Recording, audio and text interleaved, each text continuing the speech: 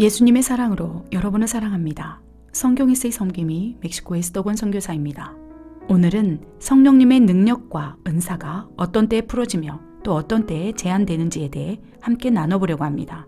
오늘날에도 여전히 성령님의 능력과 은사가 나타나고 있는 것일까요? 여러분의 생각은 어떠신지요? 어떤 사람들은 성령의 은사는 초대교회 시대 이후로 종료되었다고 주장합니다.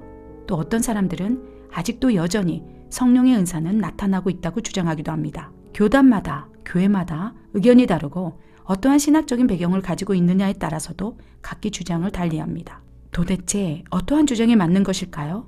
어쩌면 둘 다 맞는지도 모르겠습니다. 왜냐하면 성령님을 제한한다면 성령의 은사나 능력은 눈에 보이는 현상으로 나타날 수 없기 때문입니다. 사람들의 선입견이나 생각 혹은 신학적 배경과 관점에 따라 성령님의 능력이 때로는 제한되기도 하기 때문입니다. 그래서 예수님의 고향인 나사렛 사람들이 예수님을 인정하지 않자 예수님조차도 아무런 권능도 행하실 수 없어 몇 명의 환자들만 고쳐주셨습니다. 이와 상대적으로 성령님의 은사가 지금도 나타나고 있다고 믿고 있다면 성령님의 능력을 경험할 수 있습니다.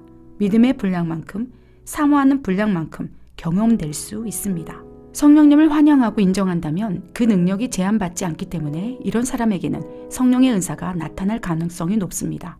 그런데 여기서 어떠한 경우에 성령님의 은사가 제한되기도 하며 풀어지기도 하는 것일까요? 신유의 은사를 예로 들어보겠습니다. 만약 어떤 사역자가 신유의 은사는 더 이상 나타나지 않는다는 고정관념을 가지고 있다면 아마도 그는 환자를 위해 기도하는 것을 기피할 것입니다. 설령 기도를 한다 할지라도 치유기도 쪽보다는 병을 잘 이겨내라고 격려하는 기도를 할 것입니다. 왜냐하면 그의 마음에 더 이상 신유의 능력은 나타나지 않는다고 믿고 있기 때문입니다. 믿음은 바라는 것들의 실상입니다. 믿음대로 그대로 된다는 것이지요. 이와 반대로 지금도 여전히 하나님께서 치유하신다고 믿고 있는 사람이라면 분명 이렇게 기도할 것입니다. 하나님, 고쳐주시옵소서. 사랑하는 자녀를 치유하셔서 하나님의 영광을 드러내는 통로로 사용하여 주시옵소서. 이렇듯 간절히 기도한다면 성령께서 라파 여호와로 우리의 영 안에 이미 내주해 계시기 때문에 환자가 치유될 가능성이 높습니다. 성령님께서는 인격적이시기 때문에 환영하고 받아들이는 만큼 역사하는 힘이 크게 됩니다. 우리가 부르짖고 간구할 때 성령께서 역사하실 수 있는 통로가 확장됩니다. 성령님의 능력을 기대하며 인정하는 것이 바로 성령님의 은사와 능력을 경험할 수 있는 지름길이라는 것입니다. 다른 은사들도 마찬가지입니다. 간혹 악한 영들에게 사로잡힌 사람을 대면할 때도 있을 것입니다. 인간의 능력으로는 결코 귀신 들린 사람을 치유할 수 없습니다. 오로지 하나님의 능력으로만 치유될 수 있습니다.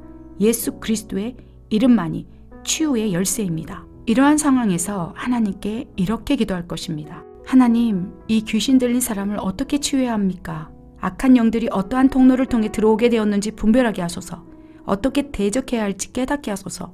내가 나사렛 예수의 이름으로 명하노니 악한 영들은 떠나갈지어다. 하나님께 도움을 요청할 때 분별의 영으로 내주에 계신 성령께서 분별의 능력을 부어주시며 사역을 이끌어 가십니다. 하나님의 능력과 역사하심을 목도해 나갈 때 강한 믿음이 생기게 됩니다. 그 믿음으로 악한 영들을 대적하며 사역을 감당해 나간다면 분별의 영이 강해져 영분별의 은사가 임하기도 한다는 것이지요. 또한 성령님은 지혜와 계시의 영으로 우리의 영 안에 내주해 계십니다. 그렇기 때문에 하나님께 지혜를 달라고 간구할 때 지혜의 영이 임하기도 합니다. 만약 어떤 설교자가 양들에게 신선한 꼴을 먹이기 위해 지혜를 구하고 있다면 하나님께서 부어주시지 않으시겠습니까? 하나님께서 우리보다 더 지혜를 부어주시기를 원하십니다. 하나님의 지혜를 가지고 하나님 나라를 확장하기를 원하시기 때문에 필요에 따라 지혜 말씀의 은사를 부어주신다는 것입니다. 사도 바울은 성령의 은사에 대해 이렇게 설명하고 있습니다. 은사는 여러 가지나 성령은 같고 직분은 여러 가지나 주는 같으며 또 사역은 여러 가지나 모든 것을 모든 사람 가운데서 이루시는 하나님은 같으니 각 사람에게 성령을 나타내심은 유익하게 하려 하심이라. 성령의 9가지 은사는 성령님의 주권과 뜻에 따라 나누어 주시는 놀라운 선물입니다. 은사를 나누어 주시는 분도 우리 안에서 풀어주시는 분도 성령님이십니다. 그렇기 때문에 성령님께서 내주하고 계신다면 9가지 은사가 잠재적 능력으로 우리 안에 내재되어 있다는 것입니다. 성령님께서 우리 안에서 역동적으로 활동하시며 온전히 통치되고 있다면 은사는 자연스럽게 흘러나오게 됩니다. 하나님 나라와 교회를 세우기 위해 은사가 풀어지기를 기뻐하시기 때문입니다. 그렇다면 어떻게 할 때 성령님의 은사가 부어지며 능력으로 흘러나오게 되는 것일까요? 다시 신유의 은사를 예로 들어보겠습니다. 하나님께서는 나는 너희를 치료하는 라파 여호와라고 하나님 자신을 소개하셨습니다. 하나님께서는 결코 자녀가 아프기를 바라지 않으십니다. 그래서 병든 사람이 있다면 그들을 위해 기도하라고 말씀하셨습니다. 아픈 사람을 위해 기도하라는 것은 하나님의 명령입니다. 만약 신유의 은사를 사모하고 있다면 아픈 사람을 위해 기도하는 것부터 시작해야 합니다. 치유가 일어나든 일어나지 않든 포기하지 않고 간구할 때 어느 순간 환자의 병이 호전되고 회복되는 것을 목격할 수 있습니다. 간절한 마음으로 기도할 때 그 기도를 들으시고 하나님께서 기쁘게 응답하십니다. 하나님께서는 너희 죄를 서로 고백하며 병이 낫기를 위하여 서로 기도하라고 명령하셨습니다. 의인의 간구는 역사하는 힘이 크다고 말씀하셨습니다. 하나님의 마음을 움직이는 기도가 바로 의인의 간구입니다. 만약 간절한 기도를 통해 누군가가 치유되었다면 이제 기도자의 마음에 믿음이 심겨지게 됩니다. 환자를 볼 때마다 기도하고 싶은 마음이 들게 될 것입니다.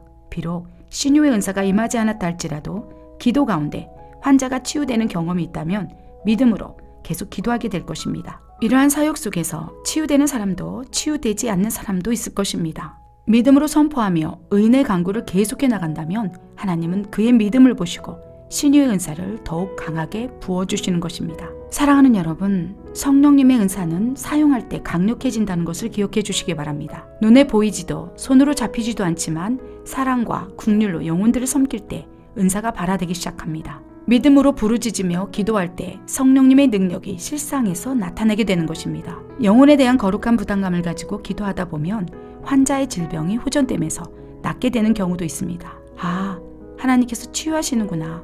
간절히 기도하니 병이 낫는구나.